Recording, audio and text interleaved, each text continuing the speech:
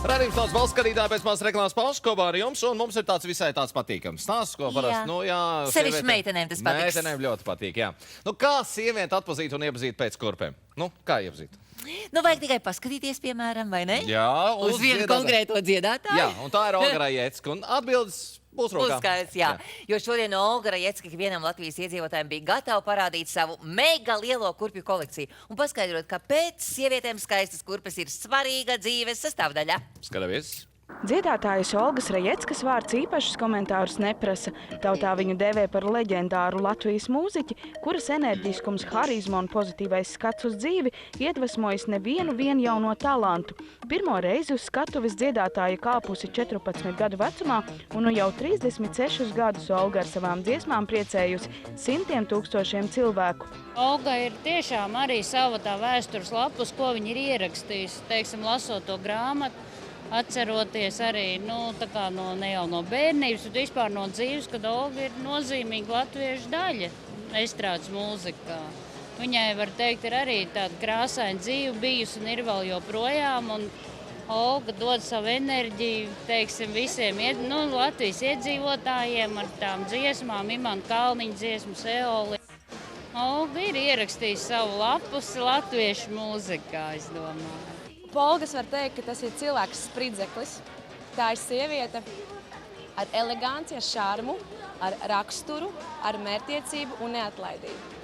Tās, man liekas, ka tās galvenās īpašības pārējās, protams, arī viņai ļoti daudz īpašību labu, bet viņa ļoti mājasaimnieciska priekš tā, ko viņa visu laiku rosās, viņai vajag visu laiku darbību. Tad viņa pacēla tagad augšā turaidas rozes, tūri, eolika pacēla augšā tagad vēl pašai, tika skaista apaļ jubilei.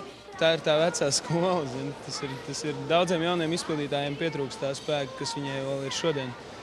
Es domāju, viņš arī nepazudīs, neizskatās, kad iet uz beigām. Šodien Tirdzniecības centrā Spice atklāja īpašu dziedātājai veltītu izstādi Olga Rajecka jubilejas bildes, kurā apskatāmi fotogrāfa Gundara Berga izraudzīti un arī fotografēti darbi, kas atklāja, kāda bijusi divas skatuves dzīve visu šo gadu garumā. Turklāt katram ir iespēja atklāt Olgas sievišķības noslēpumu. Īpašā stendā šodien izlikta arī ekskluzīva kurpju izstāde. Man tas nav hobijs.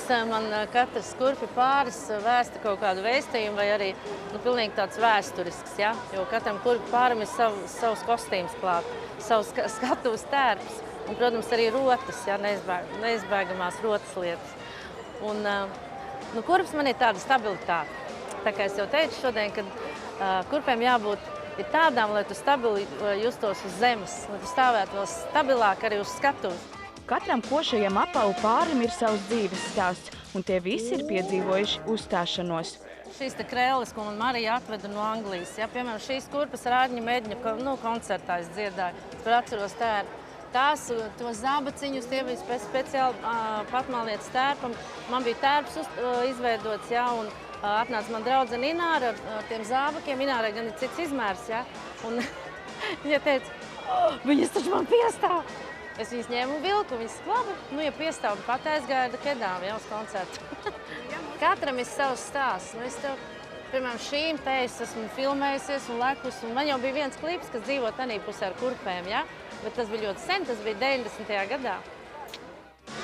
Kur gliemežiem veiks bārnus, lai tie pa gaisu skrien. Kas dzīvo tanī pusē, kur kurpes galvā māc. Dziedātāji neslēpj, ka kopumā īpašā skatuves tērpu noliktavā viņa ar mīlestību rūpējas par 77 kurpju pāriem, kas glabājoties kastēs un gaida savu uzstāšanās kārtu vai arī dāvināšanas reizi. Olga stāsta, ka labprāt apavas dāvinot radiniekiem. Brālim vien esot 7 bērni, tā kā dziedātājas kājas izmērs ir latviešu sievietēm tipisks, 37. vai 38. valkātājus neesot grūti atrast. Tomēr augstpapēžu kurpes uz skatuves valkāt nav viegli. Kājās jāiztur vismaz 2 stundas un arī jādejo. Knifi ir tādi, kad jāizvēlās labas kurpes, kas ir ļoti labas un jābūt. Dažas man tur tādas ir, man ir drēbju kurpes un pārsvarā man ir tādas labas, ja, kuras arī labi ieguļās kājās. Protams, ir visādi knifiņi, kas jāielīmē, kas jāiepūš. Tad, protams, kājas, ja jātur augšā. Katru dienu jāpatur kājas augšā, ja kādreiz jānoguļās vai gultā un kājas patur augšā. pie sienas. Olga šobrīd gatavojas īpašam lielu koncertam, kur dziedātāji kopā ar tautā iemīļotiem skatuves partneriem par godu savai 50 gadu jubilejai priecēs simtiem klausītāju. Es uzskatu, ka pēc 40 gadiem dzīve tikai sākās, vai ne?